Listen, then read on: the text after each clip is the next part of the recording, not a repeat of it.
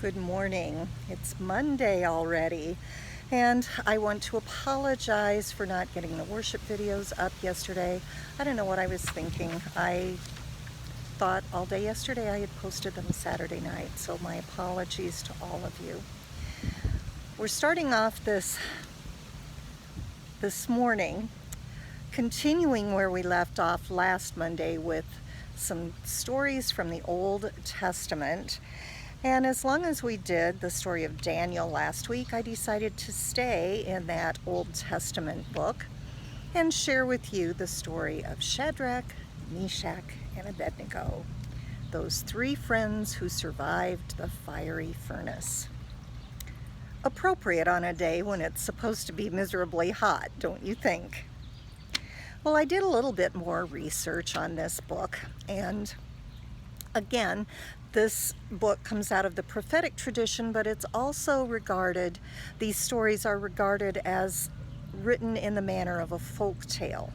So whether they're factually true or whether they're stories that were written to help the Jews continue to be faithful after the diaspora, when many of them were living in an alien land, is a matter of scholarly debate, I'll put it that way. And there's no right or wrong. You pick the one that you think matches your theology best, I guess. Just a minute, my dog's barking. Kerryn, get down. There's excitement in the neighborhood. Somebody's walking another dog by. This could get interesting. Well, anyway, the story of Shadrach, Meshach, and Abednego is found in the first three chapters of the book of Daniel. And the four of them are young men who have been taken as captives from Jerusalem to Babylon to serve in the court of the king. And at this point, it's King Nebuchadnezzar, who wanted the best of what the Jews had to offer, while also encouraging them to become like him. So these four young men were taken to Babylon to serve. They were given new names. Their actual Hebrew names were not Shadrach, Meshach, and Abednego. If you look in the very first chapter, their names are listed as, and I lost my page, their names were originally Daniel, Hananiah, Mishael, and Azariah. But the king didn't like those, so he renamed them. Just one step in the reorienting process that we find when rulers want to change people's culture. It's been happening for thousands of years, folks. And again, we see the three young men are the good guys in our folktale who remain faithful no matter what happens to them. And we have the bad guys, who we'll meet in just a minute. We have a ruler who is out of control and evil, and it all winds up with a happy ending. So what happened is that after the boys had been in the court of the king for a while and been promoted through the ranks because of their intelligence and their good service, there were some folks who were jealous of them, and so they talked the king into doing something that they knew would entrap those who remained faithful. And they encouraged King Nebuchadnezzar to build a statue of himself, a golden statue. Have we heard this theme somewhere before? And this statue was 90 feet high and 9 feet wide. Think how big that would be and how hard it would be for it to stand up. A golden likeness of the king. And then the king made a ruling that everyone had to bow down to this statue. And if they did not bow down to the statue, they would be thrown into a fiery furnace. Now, there's a little bit of fun going on in the original Aramaic version of this, because as the king describes all those who must fall down and worship his statue, the words in Aramaic are sing-songy and they rhyme, and so it's kind of belittling of the king. We lose that in translation.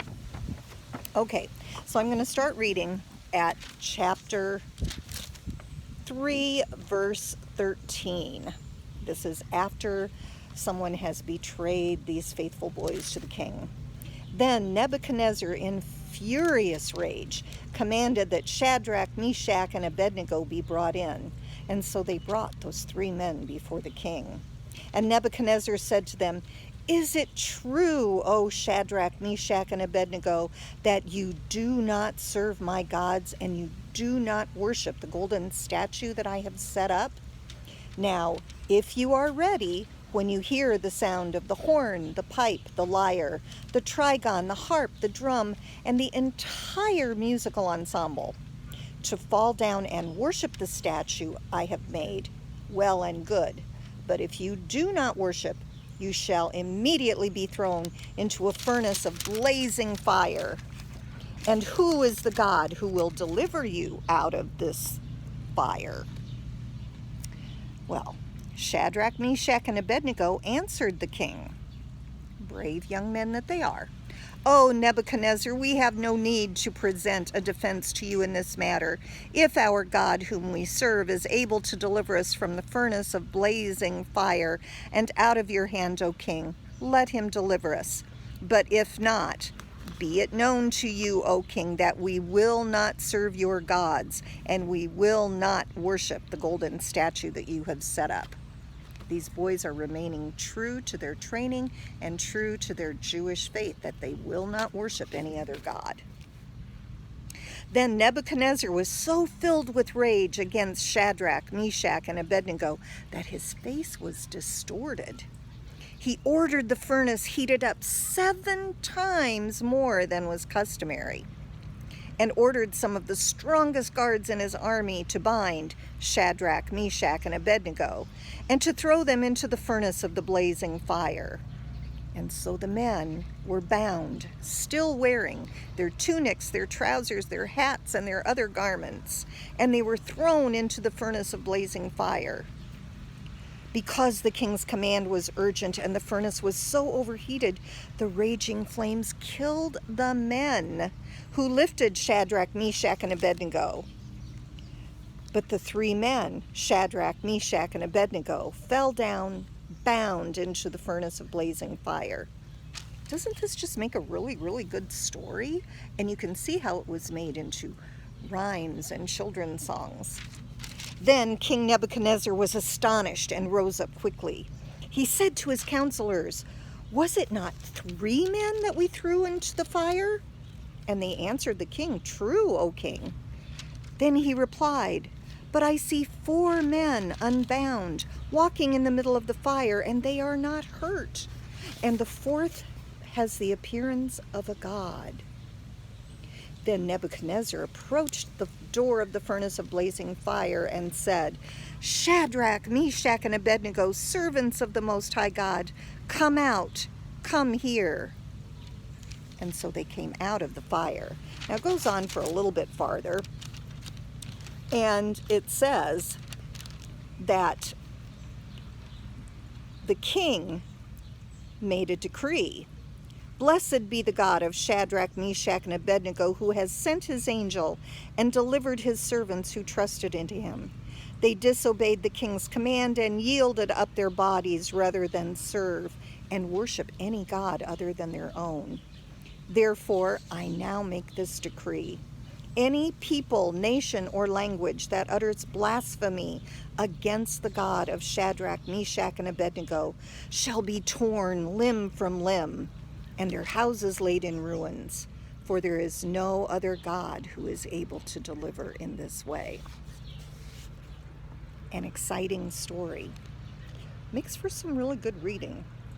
Makes for some good parental persuasion when their kids don't want to do what they want, and makes good fodder for pastors to say, you know, if you just follow the faith, if you just be true, you too can be delivered from the fiery furnace.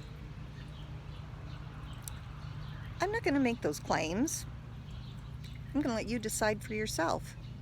Does your faith lead you to disavow worshiping any other God but the true God, no matter what the consequences? What does that look like in 21st century America? Good question. Let's be at prayer. Oh God, we look at these stories from our heritage and we see heroes and villains and exciting storylines and happy endings.